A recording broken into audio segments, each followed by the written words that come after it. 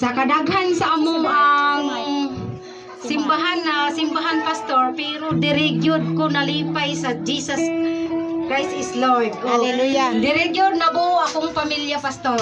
Tapos kanang wala jud ko kay kasulti sa akong bana nga maayog yun siya.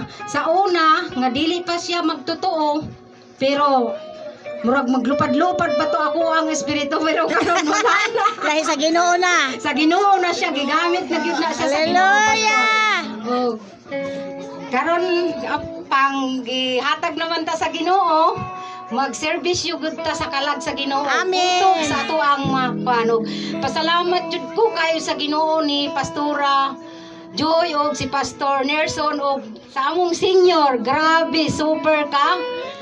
Supported og sa iyang mga pamilya. Bisag nawalaan mi sa among pinalangga nga pastora, pero naa may nag-support sa iya og daghang salamat og Lord.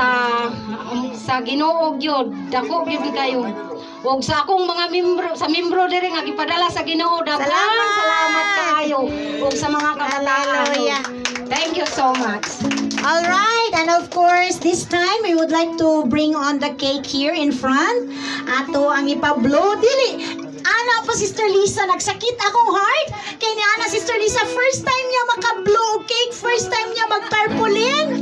So gabi gyud ay si Lord, no? God orchestrated everything. Pag-unahon gyud ay nato ang Ginoo. God grants all the desires of our heart. Amen. First time naka-tarpaulin, grabe si Lord. Gamay lang na sa ako that's just epitome or gamay lang na sa kuha, pero sa uban di ay grabe ka special na, grabe gyud si Lord, no? Mao nang dili gyud ta mohunong pagbuhat sa matarong diha sa Dios, no? And naapay pa cake daw, no? Salamat sa Jesus Christ is Lord family. Kada birthday ako gyud na silang giingon nga magkuha og fan sa church para mag-blow gyud og candle ang mga birthday celebrants. So mao na nga naatay mga officers para makapalit og cake. For that, ako gyud nang musog anak Pastor Ike, no? Kay love ka na mo, labi na nangalagad ka diha sa Ginoo. Amen. So diri sa atubangan, ato ipablo si Pastor Ike sa iyang cake. Of course, dapat mag-wish, no? Kung wala man siya kablo sa una sa iyang pagkabata, karon mag-wish siya kay naa pod ang Ginoo na minaw. Unsa kaya iyang wish? So siya ray nasayod, no?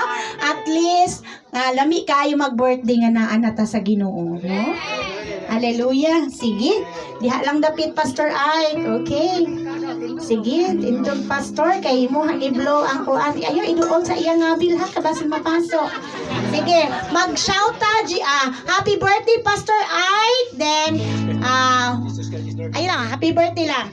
Happy birthday Pastor Ike. 1 2 3 go. Happy birthday Pastor Ike. Happy 50th birthday Pastor.